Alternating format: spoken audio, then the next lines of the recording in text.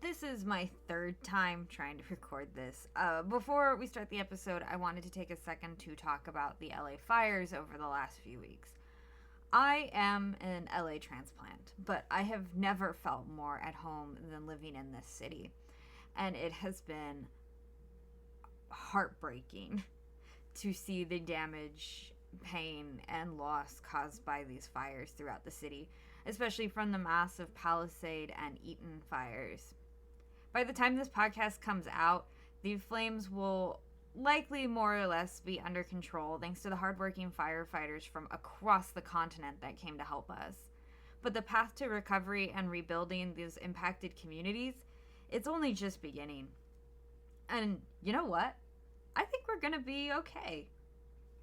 Watching Angelenos come together this month has been so incredible and heartwarming.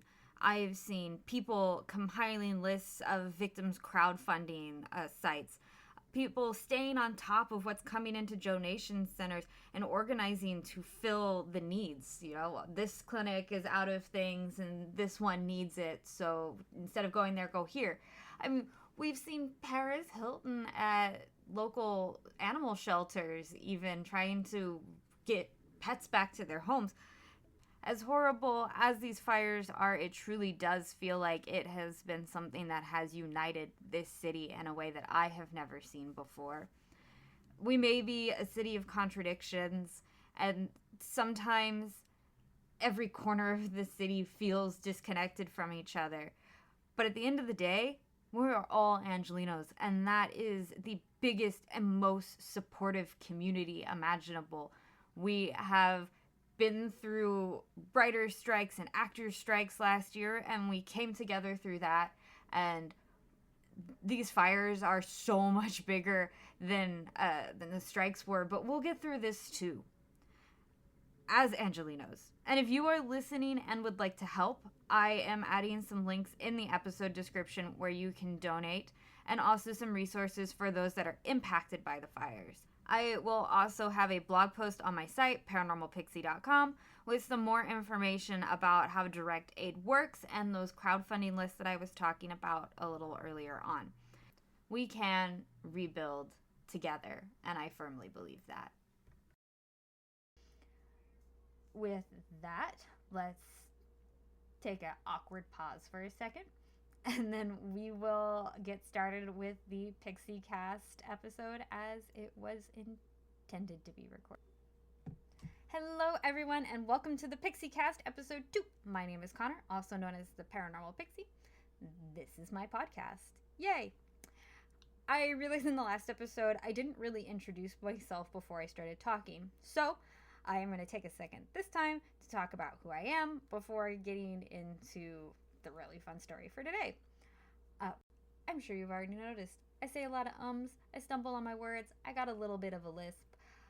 I re-record the parts that I totally flub, but if it's just a minor mistake, I probably will leave it in. You know, get used to it. As I said, my name is Connor. I have worked as a paranormal historian and tour guide for over a decade across the country, from Washington, D.C. to Los Angeles with a few stops in between. I have put in hundreds of hours hunting ghosts, chasing cryptids, working wardrobe on sets, even alien watching. But my favorite thing about my line of work is gathering interesting stories, whether or not the paranormal are involved. Which is why I wanted to start the PixieCast, to have a fun place to share some of the history and stories that I don't get to share on my tours. It's going to be a bit of a grab bag of biographies, paranormal stuff, myths, maybe a conspiracy theory or two, even some superhero and celebrity scandals. I got a wide range of interests, so hopefully there's a little something for everyone. So go ahead and subscribe if that sounds interesting. You will always be able to find my sources, relevant photos, and a rough transcript of this podcast on my website, paranormalpixie.com. I'll keep repeating that. You can also find me personally on Instagram, Facebook, because I am a millennial, and Blue Sky as @paranormalpixie. Few people are as famous for their deaths as their lives. Almost all of them died young, You think of Amy Winehouse, Kurt Cobain, Heath Ledger, Jimi Hendrix. They all died at the top of their careers. But what happens when someone dies just as their star is about to take off? This is what would happen to actor James Dean in the 1950s. He would star in 3 massively iconic American films, which we'll get into in a second. But he only got to attend the premiere for one of them. The other 2 would be released after Dean tragically died in a car accident while driving recklessly. He was just 24 years old. Okay, but who was James Dean, you ask? Well, James Dean was the coolest bad boy around in the 1950s. He had grease in his hair, tobacco in his pockets, and he did not give a flying fruit bat what your parents thought about him. Just ask your grandma. She'll tell you all about it. Mine has a cardboard cutout. James Dean was born in 1931 in Indiana. He spent a few years out here in Los Angeles as a child before his mother passed. After her loss, Dean was sent back to Indiana to live with his aunt and uncle on a farm. He made the most of his time in Indiana. Dean discovered his love of sports. He decided he liked acting in plays. He participated in the debate club. He was a pretty good student. California never left his mind, though. James Dean would head back out here after graduating from high school. He would enroll as a theater major in UCLA, but it was a little vague on whether or not he actually graduated. Like a lot of young actors in this era, the 1940s and 50s, Dean did briefly go to New York City. At the time, a lot of stuff was still being filmed in New York. Plus, actors had the added bonus of taking on roles in Broadway. It was a good way to get a lot of roles under your belt in a short period of time. Dean is also considered one of the first method actors, having learned from the inventor himself, Lee Strasberg. You know, people know method acting today. It kind of has like a negative connotation. You know, they tend to get a little out of hand in acting like their characters. But to James Dean, method acting was simply him getting more into the role of the character, being able to make little improv changes on the spot that maybe weren't in the script, or make a movement that he felt would be more in line with the character than what the director thought. Sure enough, James Dean did get cast in plenty of TV shows and plays. While performing in one on Broadway called The Immortalist, James Dean was offered a chance to screen test at Warner Brothers for one of their next movies. Dean impressed Warner Brothers so much, he won the role. And just like that, James Dean is back in LA getting ready to play a supporting role in East of Eden, a film adaptation of a classic American novel by John Steinbeck. Which, if you thought of Mice and Men was tough, whew. I was going to give a little synopsis of East of Eden, but I don't want to be sad, so Google it if you really need to know. When East of Eden premiered in March 1955, James Dean decided to do something he always wanted to do: car racing. He bought himself a Porsche and started entering races. And you know what? He was pretty good. He finished in the single digits in most of his races. Also, in March of 1955, James Dean took the role in the movie that would cement his image as an American icon. Another book adaptation, Rebel Without a Cause.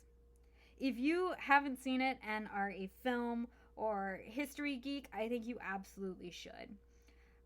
Rebel perfectly encapsulates the angst and frustration of being a young adult in the 1950s. The movie was meant to be a social critique, but instead it gave a voice to those kids who were trying to critique. It is also entirely set and filmed in Los Angeles, so it's a cool time capsule of the city too. Honestly, some of the themes of Rebel are still pretty valid to today's youth, I feel.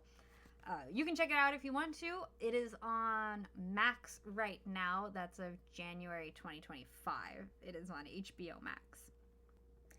Rebel Without a Cause and James Dean, his young co-stars, Natalie Wood and Sal Mineo, they really shine on the screen. You can tell just how much of themselves they've put into their role. Sal and Natalie would later talk about how much they related to the characters they played and how life-altering the production was. Natalie Wood was almost skipped for the role of Judy because of her good girl image, but then she got herself into a car accident, and the director gave her a chance. Sal was a sort of closeted gay actor. He said that his character, Plato in Rebel, was intended to be queer, and he felt that he was able to bring his own experience and sexuality into his performance. I'm sure James Dean probably would have had something similar to say about his experience playing Jim Stark had he lived a little longer, which unfortunately he did not do. Actually, all three actors would die tragically young in accidents, but Natalie Wood and Sal Minio's stories will have to wait for another day, because immediately after wrapping filming on Rebel Without a Cause, James Dean jumped into his most high-profile movie yet, Giant, starring alongside Elizabeth Taylor and Rock Hudson. The movie is a 3.5-hour epic, spanning several decades in its narrative, which Turner Classic Movies website describes as a Texas ranching family fights to survive in changing times.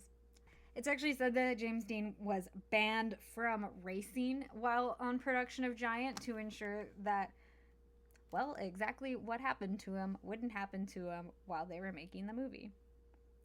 Once Dean finished his part in Giant, like immediately afterwards, he jumped back feet first into his passion for racing.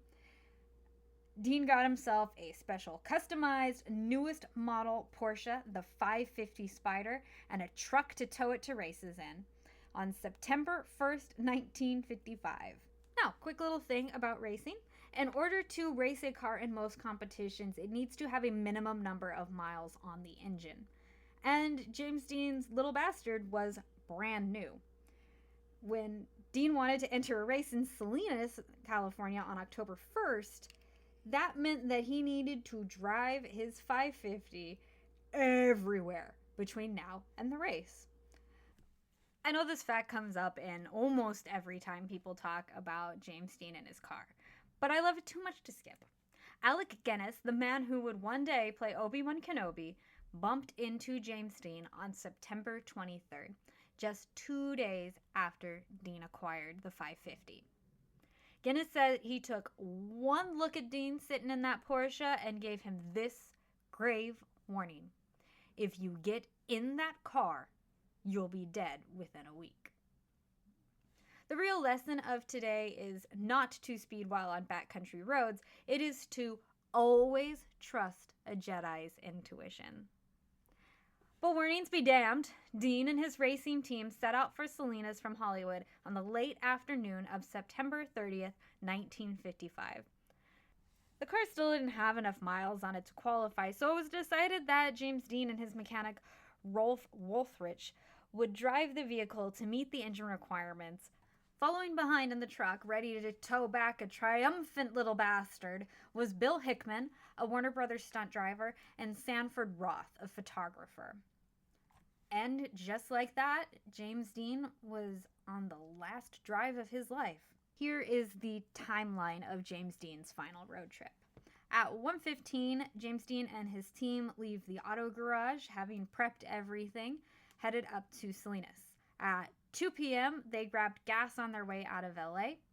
At 3:30 p.m., both the Porsche and the truck are stopped by California Highway Patrol Officer Odie Hunter for speeding. His name isn't relevant. I just really like it. Odie. Dean was going 65 in a 55-mile-an-hour zone, and Hickman was doing 65 when the speed limit for towing vehicles was only 45 miles per hour. Oops. After getting their tickets, the group stops at Blackwell's Corner to freshen up and grab some snacks. While they're there, they bump into some other drivers headed out to the same race in Salinas, and they made plans to meet in Paso Robles for dinner. At 5:15, the racing crew left the rest stop and the Porsche speeds on ahead. They're still in the same driving arrangement they left Los Angeles in, so that places Dean and his mechanic, Rolf, in the Porsche, with the stunt driver, Bill Hickman, and the photographer, Stanford Roth, following behind. This would be the last time anybody saw James Dean alive, because at 5:45 p.m. that day, James Dean and his driver Rolf end up in a near head-on collision while speeding down some California back highways. For those that don't live in California, it might be a little difficult to wrap your head around the amount of empty space in this state. The intersection of Route 46 and 41, where this accident takes place, is pretty boring. It is just two roads connecting in the middle of Nowheresville, California. Okay, technically it's right outside of Colombi, but how many people have heard of Colombi, California? Anyway, my point is that this is a very well-traveled, known back road, especially by locals. It's probably the kind of place where accidents happen with regularity, but I don't think an accident was on Donald Turnipseed's mind on September 30th, 1955. In fact, Turnipseed just wanted to go home. He had spent time on the military base and was now headed back to his home in Tulare. In fact, Turnipseed just wanted to go home. He was stationed in a military base out in California and had a weekend leave, so he was headed out to see his family in Tulare. So as he's driving this really familiar route, he's going to make this turn from Highway 46 into Highway 41. It is headed towards Fresno. Shout out Fresno.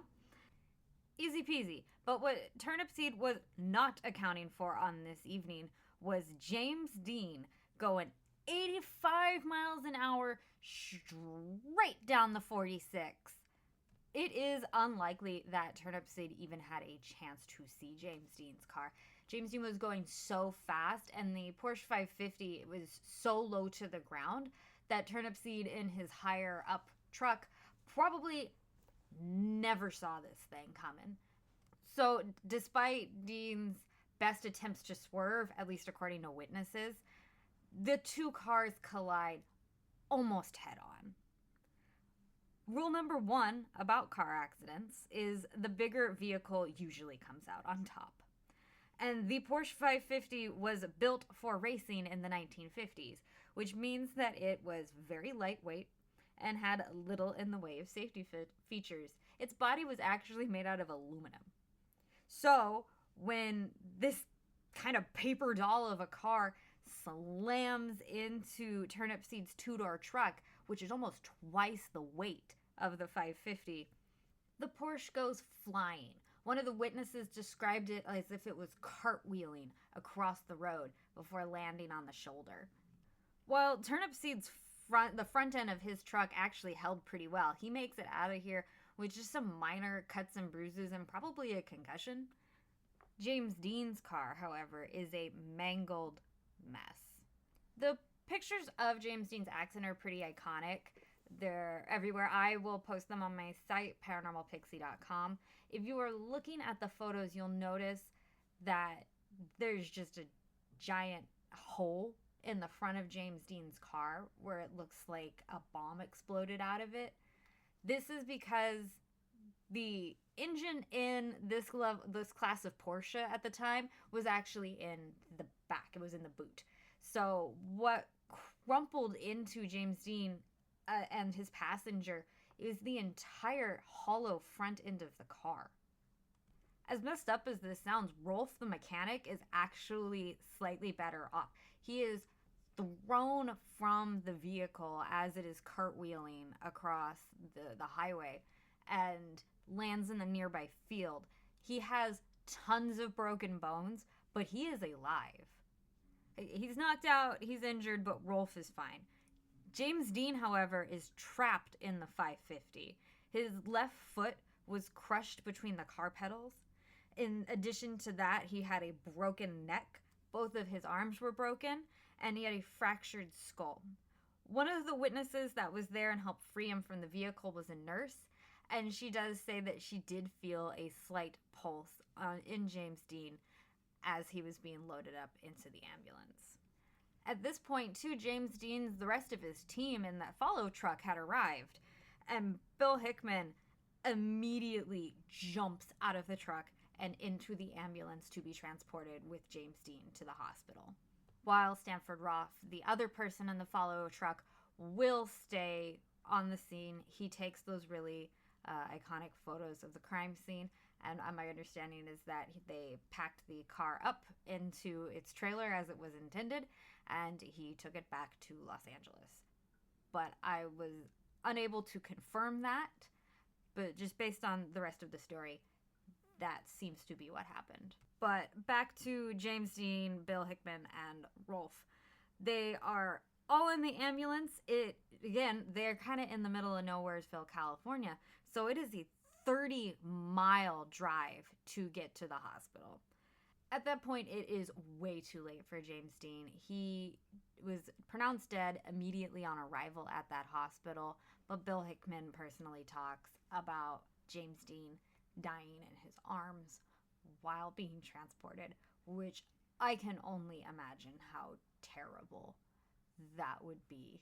You know, you let somebody out of your sight for just a couple minutes, and then it's all over for them. And Turnipseed, for his part in this, which this accident is not his fault. I can only imagine the grief that he carried, but this accident is not Turnipseed's fault.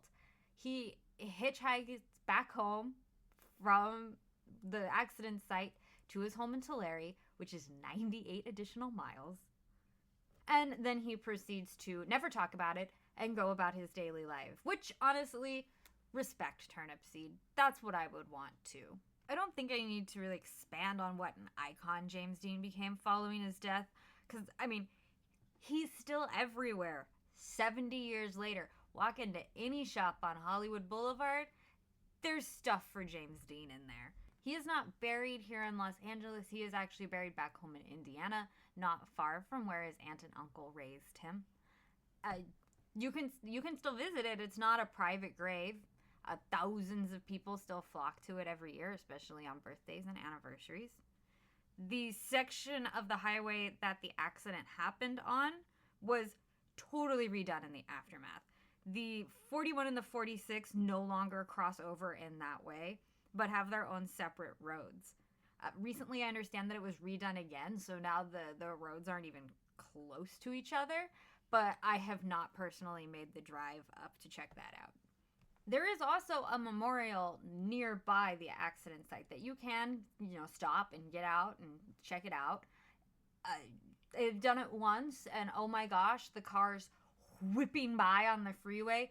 Really, well, it's a lot. As for James Dean's acting career, as I mentioned at the start of this, his two remaining movies, Rebel Without a Cause and Giant, will be released after his death. But he gets recognition for all of his works. He is given the Oscars' very first posthumous nomination for his role in East of Eden. He is, again, in the following year, he earns a second Oscar nomination for his role in Giant. He does not win either of those Oscars, but hey, 2 Oscar nominations and an American Legend movie underneath your belt as your only films is still pretty iconic. When the story of James Dean the person comes to an end, the legend of James Dean's killer car kicks off.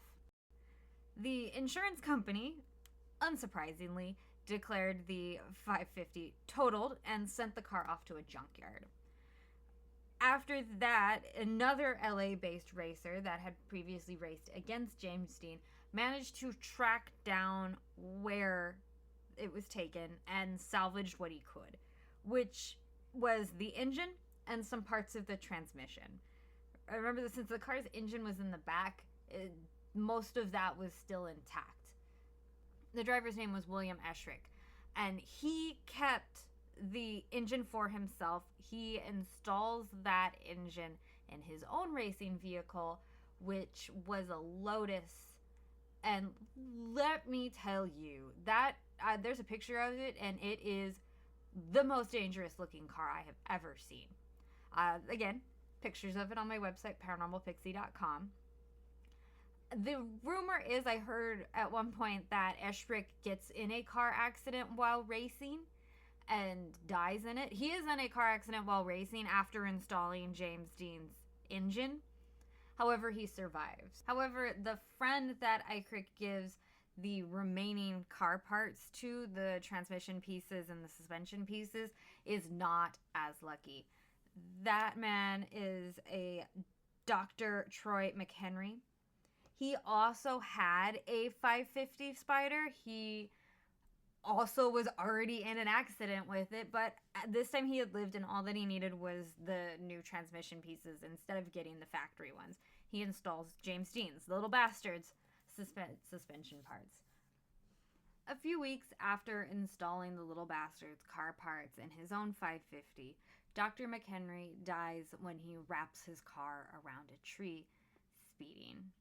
After these two men's accidents, all that is left of the little bastard's engine is this small part called a transaxle.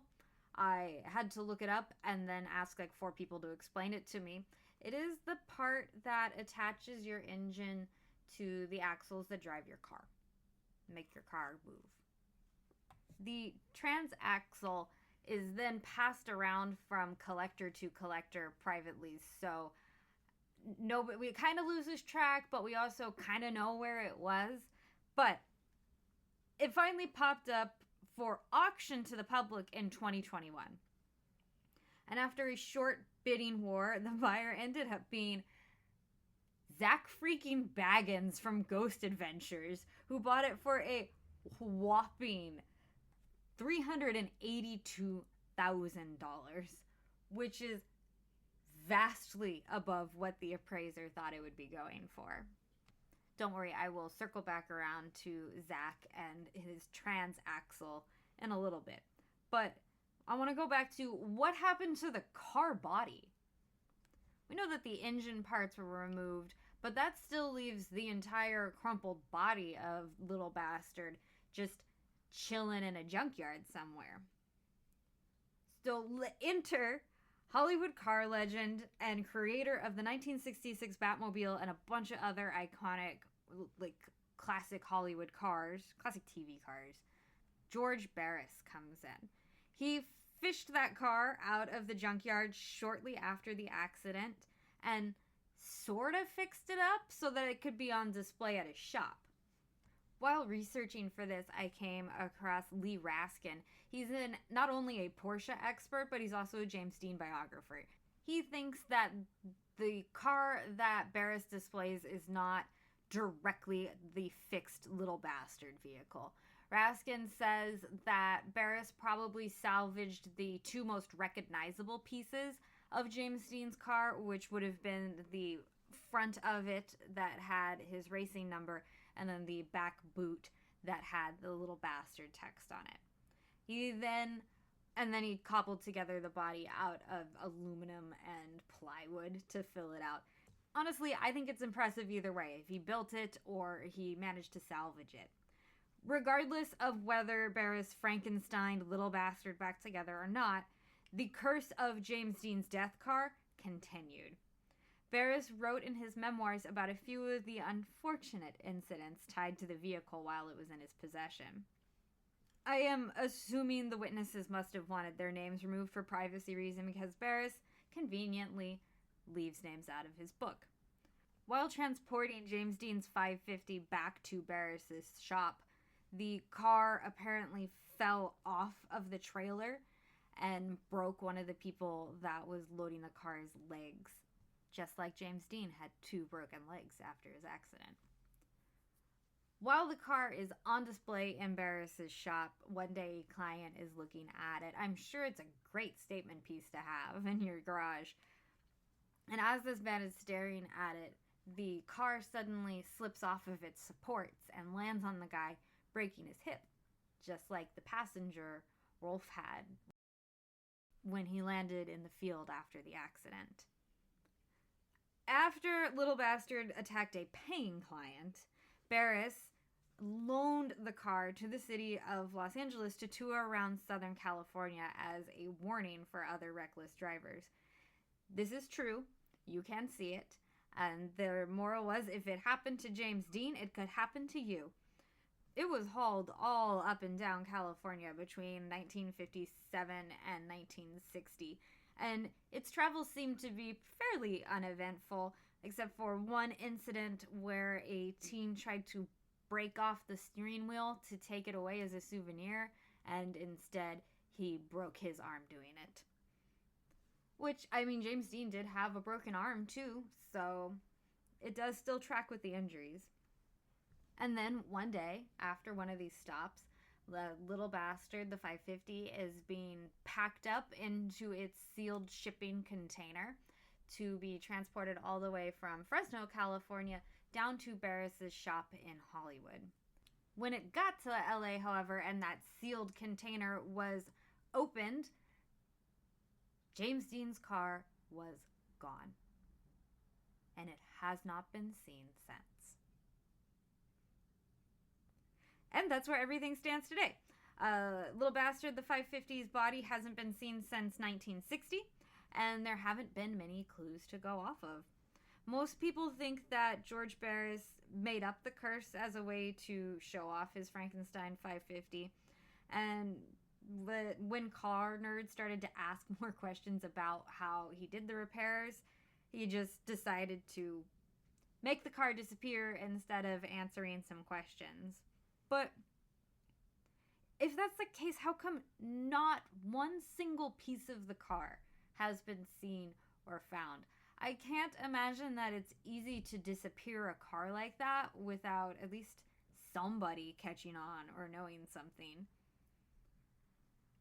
Even so, if Barris's stories are all made up, we still know that two people that did for sure use parts of James Dean's car, Eshrick and Mackenzie, were both in terrible accidents.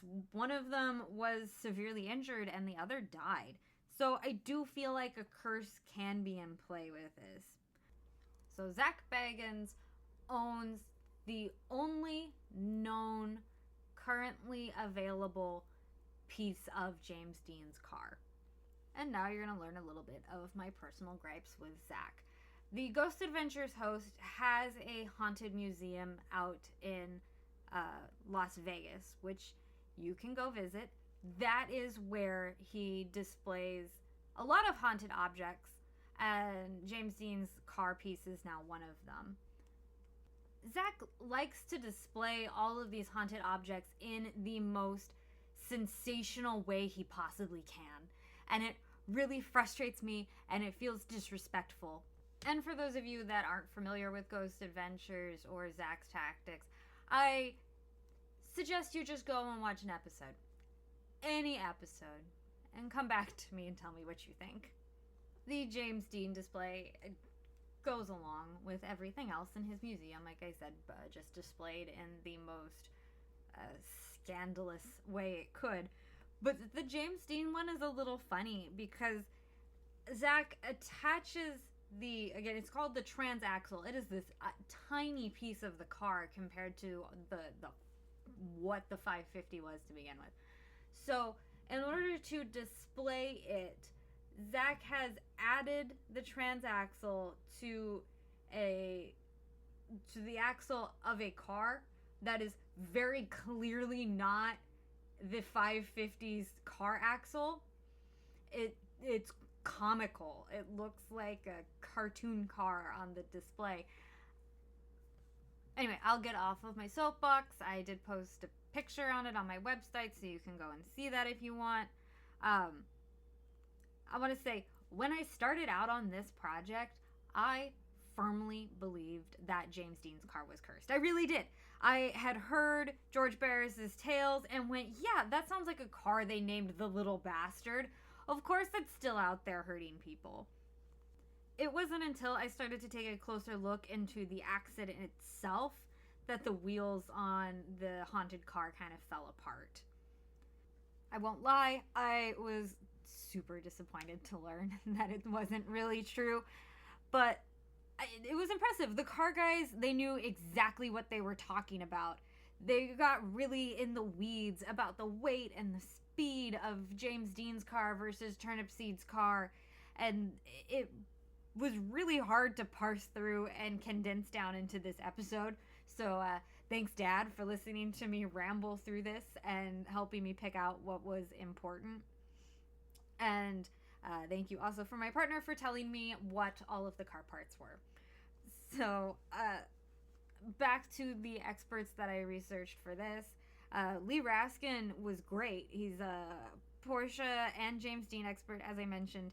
I read a bunch of interviews with him over my sources, and he was really able to track where the Porsche parts went and all through history, and it was really great work. He even tried to get Barris to fess up to Frankensteining the car up until Barris died.